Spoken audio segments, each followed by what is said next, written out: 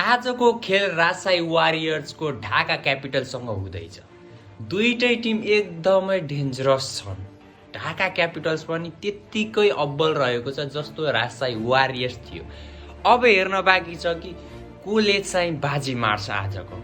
अब दुईटै टिमलाई हेर्दाखेरि दुईटै टिमको कम्बिनेसन बबालाई दामी नै छ। हिजो देख्नुभयो होला, दामी दामी दामी दामी एकदम दामी अनबिलिभेबल गेम जितियो भनेपछि राजशाहीले आज के हुनसक्छ त।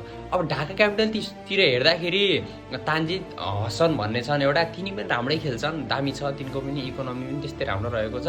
त्यसै गरी स्ट्राइक रेटको त कुरा गरिदिउँ, अब त्यति नै राम्रो छ। र त्यसै गरी ओ माई गड बलर यस्तो खतरनाक आइपिएल खेलेको बलर छन् हो। त्यसमा मुस्ताफिजुर रहमान अहिले केकेआरमा खेल्ने भएको छ र उनी पनि खतरनाक। दुईटै टिमको कम्बिनेसन खतरा छ र हाम्रो सन्दीप लामिछानेले पनि आज खेल्नेवाला छन् है, मलाई जहाँसम्म लाग्छ। र दुईटै टिमको एकदम बवाल छ। कसले जित्छ अब त्यो त पछि गेम हेरेर नै थाहा हुन्छ। ल बाई गाइज।